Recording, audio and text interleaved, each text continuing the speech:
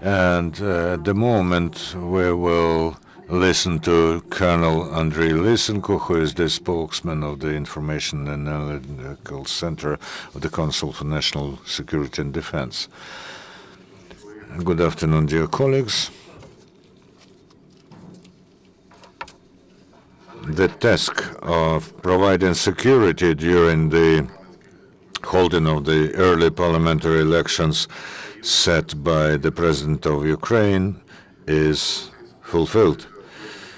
The law enforcement, special services and armed forces of Ukraine have conducted a great preparatory work, and they acted in advance. That's why the number of incidents that posed threat to the security of our citizens was minimal on the day of voting. And our law enforcers acted in urgent and expert way.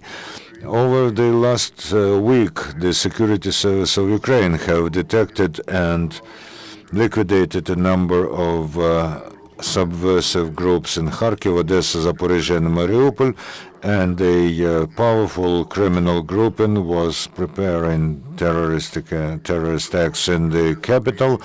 All of them are detained now.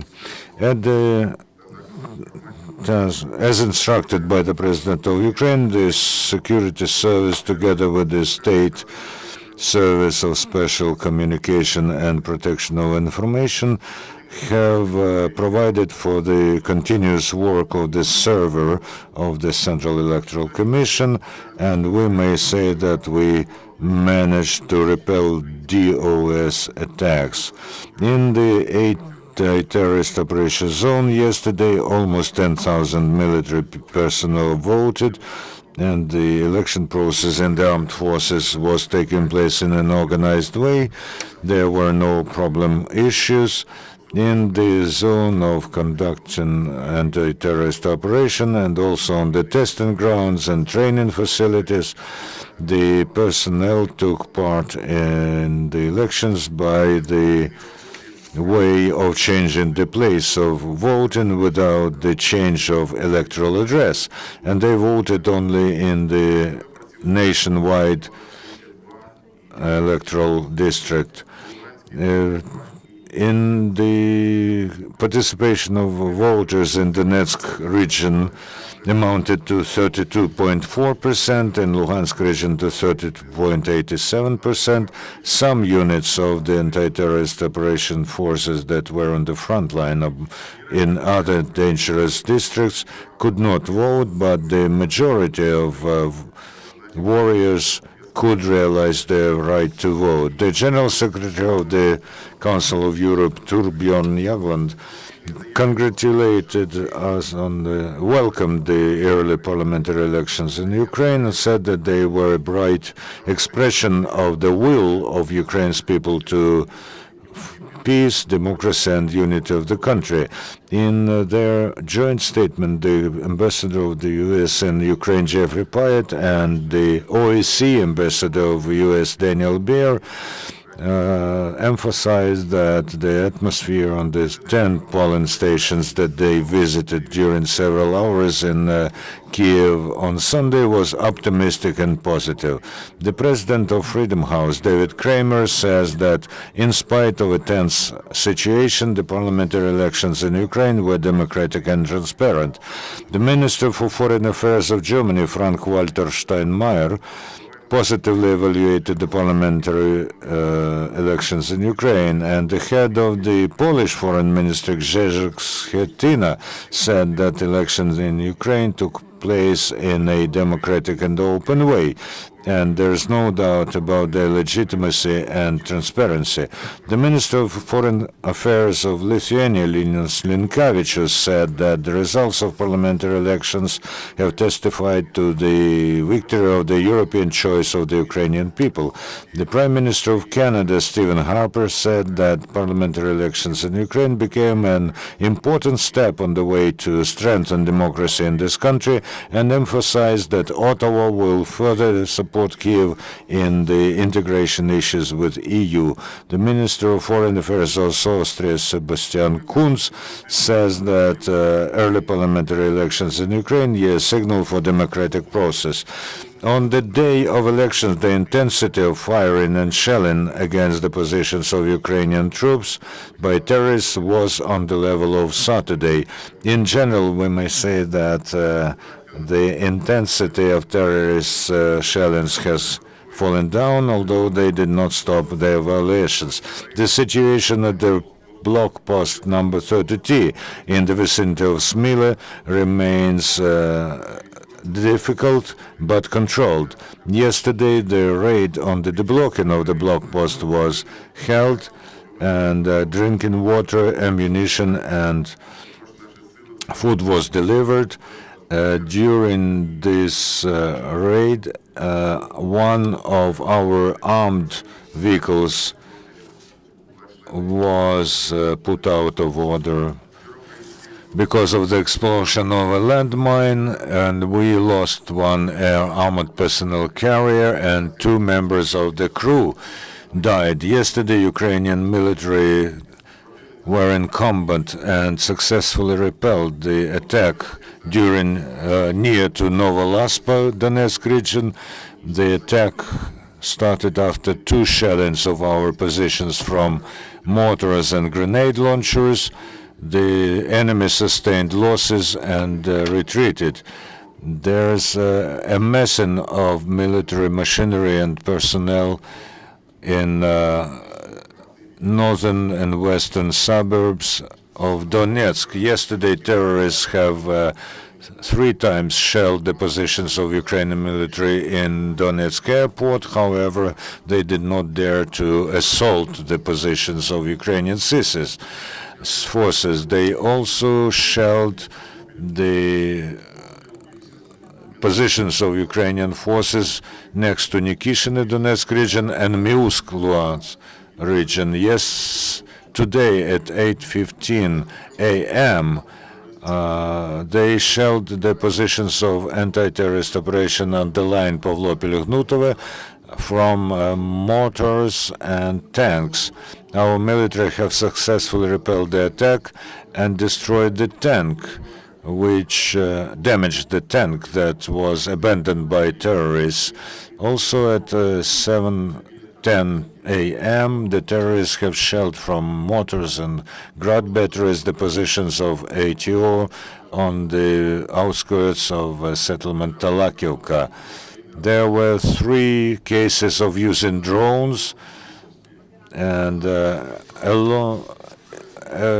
in the last 24 hours, there were no combat clashes on the border outside of the boundaries of the zone of anti-terrorist operation. The State Border Service of Ukraine started the preparation to hold cardinal reforms in the department, and in order to realize the plan that was devised at the administration of the State Border Service, the working group has been set out that will work on the roadmap of realization of the reforms. All the servicemen of the National Guards of Ukraine who serve in the zone of anti-terrorist operation are completely provided with the winter uniform. They are continuing the work on installation of their strengthened points at the block posts.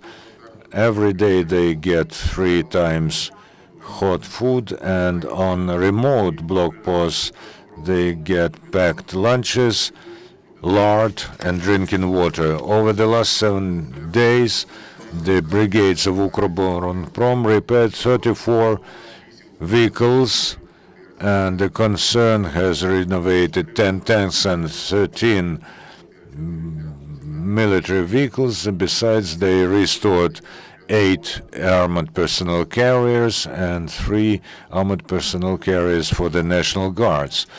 And in Donetsk, in the night from 26th to 27th of October, the night was relatively calm. in order to justify the confiscation of machinery and assets and property from people, and of forced mobilization of people to the ranks of illegal armed formations, and also in order to disseminate this information. The illegal armed forces say that Ukrainian troops are getting ready to offensive after the elections to the Supreme Council of Ukraine. At around 10 a.m. today, the militants started to shell from high-caliber artillery residential blocks in Kuybышevsky, Kievsky, Leninsky, and Petrovsky districts of the city of Donetsk. And during the 24 hours, pyrotechnical units of the State Emergency Service of Ukraine detected and defused 128 units of munitions. And starting from the 6th of July, 960 administrative buildings and other buildings have been searched, as well as 1,454 hectares of territory. Any questions?